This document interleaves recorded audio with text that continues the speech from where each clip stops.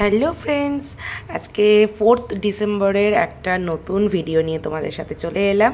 তো ভিডিওগুলো আমি প্রতিদিনই কাজে বেরোচ্ছি, আপডেট যতটা পারছি দেওয়ার চেষ্টা করছি, কারণ মানে আমি দম নেওয়ার মতো সময় পাচ্ছি না, তবুও রাত্রেবেলা একটু বসে আপডেট দেওয়ার চেষ্টা করছি। তো আমি ফার্স্ট লোকেশন কালিন্দিতে দিদির বাড়ি চলে এসেছি।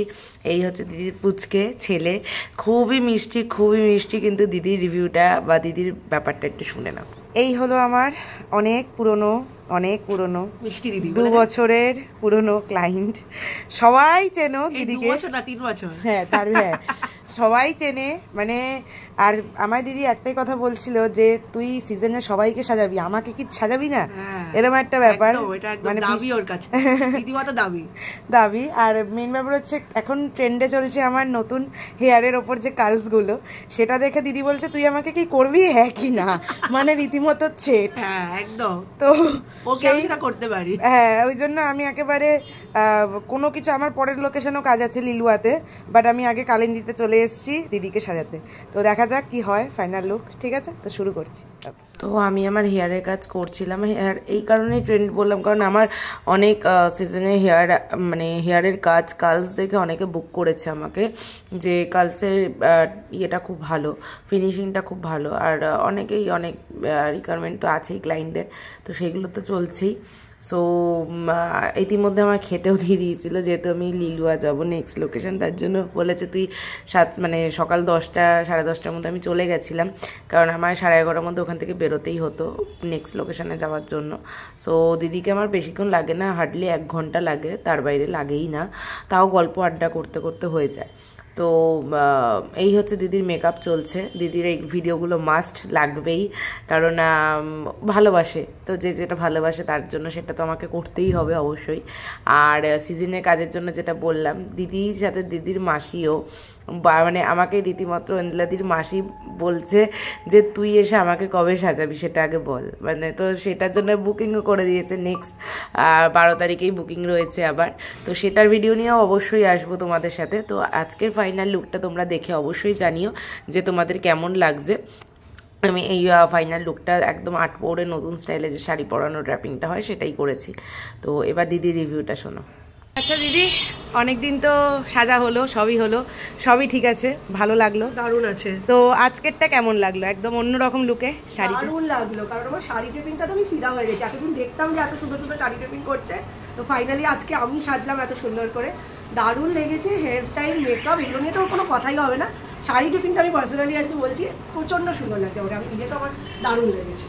কারণ আমার আরেকজন ক্লায়েন্টকে আমি এরকম সেম 8 পৌরের স্টাইলে নিউ স্টাইলে শাড়ি পরিয়েছিলাম, তো দিদি ওটা দেখেই বলেছে যে তুই আমাকে ওরকমই করে দে।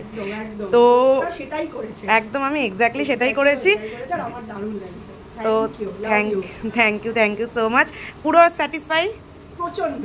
আর টাইম প্রত্যেকবার, হ্যাঁ একদম টাইম সবকিছু ঠিকঠাক। রাজার আমি বলছিলাম ওকে একটু লেট করে আসতে, ও কিন্তু টাইমের ব্যাপারে প্রচন্ড পারফেক্ট। আমি অলওয়েজ বলবো রাজার ওকে রেকমেন্ড করছেন, টাইম নিয়ে স্টাইলিং নিয়ে কোনো কথা হবে।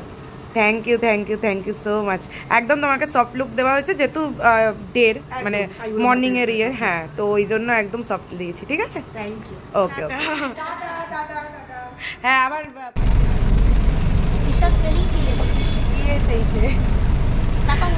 এইদিকে তাকাও। এই ব্লগটা আমি বাড়িতে গিয়ে বলছি যে ডিটেলসটা কি ছিল, ঠিক আছে, তোমরা দেখো।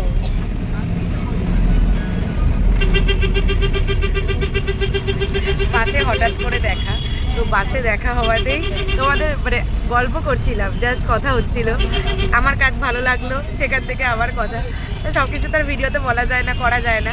তো কেমন লাগছিল কাজগুলো দেখে? ভীষণ ভালো লাগছে, ছোট একটা মেয়ে এত সুন্দর কাজ করছে, খুব ভালো লাগলো। তো নাম্বারও নিয়ে নিলাম, পরে আমি ঠিক যোগাযোগ করবো, আমার বাড়িও ওর কাছে খুব কাছাকাছি।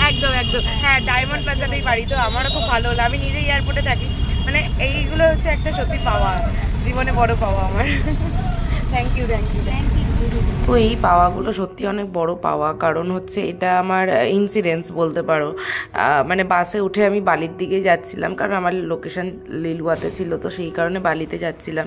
তো ওইখানেই আর কি দেখা, মানে বাসেই দেখা, তো বাসেই কথাবার্তা হওয়া, তো ওখান থেকেই আর কি এত কিছু। তো ভালোই লাগলো, কমপ্লিমেন্ট পেতে কার না ভালো লাগে। তো সাথে আমি চলে এলাম নেক্সট লোকেশানে, আর নেক্সট লোকেশানে আসার সাথে সাথে একটাই কথা, তুমি আগে খাও তারপর সব, মানে তারপর মেকআপ টেকআপ হবে। সে জোর জার করে ওনাদের চাচা বা কাকা যারা ছিলেন আর কি, তো তারা আমাকে খাইয়ে ঠাইয়ে দিয়ে আমি 2 ঘন্টার জন্য মানে আমি বসেই ছিলাম, 2 ঘন্টা লেট দিদির। সো তারপরে দিদি রুমে এলো, তো দিদিকে আমি রেডি করলাম। তো রেডি করার সময় ভিডিওটা নেওয়া হয়নি। আজকে তুমি কিরকম লুক চাইছো? একটু glittery eyes and glossy lips and নিউডের মধ্যে, তারপরে তোমার যা না, তুমি নিজেও যেহেতু মেকআপ আর্টিস্ট, তো ওই জন্য আমি তোমার থেকে এটা জিজ্ঞাসা করলাম, কারণ সবারই একটা চয়েস থাকে, সো আগে জিজ্ঞাসা করে নেওয়াটা ভালো। এবার দেখা যাক কি হতে চলেছে। তো ফার্স্টেই ইশিকাদিকে রেডি করছিলাম, তো দিদি তারপরে নিজের আই মেকআপ বা একটু নিজের টাচ আপ দিচ্ছিল। একটু খুঁতখুঁতে থাকলে মানুষের যা হয় আর কি, তো সেটা নিয়ে আমি কিছু মনে করি না, এটা হতেই পারে। তো আবার নেক্সট আরেকজন ছিল কিউট সা একদম বাচ্চা, ওকে আবার রেডি, ওকে ওকে সব লুক कर लिए तो ओके। आप जैसा बोला है सॉफ्ट वगैरह वैसे ही हो, तो आप खुश हो तो okay okay thank you. Light off আছে, তার মধ্যে আমাকে ভিডিও শ্যুট করতে, মানে লাইট অফ, কারণ ব্রাইডের ফটোশ্যুট হচ্ছিল, তো ওই কারণে লাইটটা অফ, তাই জন্য আমি ফোনের ফ্ল্যাশ দিয়ে আর কি ভিডিওটা নিয়েছি। তো অবশ্যই জানিও কেমন লাগলো। এই হচ্ছে আউটডোরটা, একদম খুব সুন্দর লাগছিলো। তারপরে আমি র্যাপিডো করে চলে এসেছি। তো আমার গলাটা অলরেডি বসে গেছে। যাই হোক, দিনটা ভালোই কাটলো। আবার পরের ব্লগ আসছে, অবশ্যই দেখতে থেকো, সঙ্গে থেকো, পাশে থেকো। টাটা।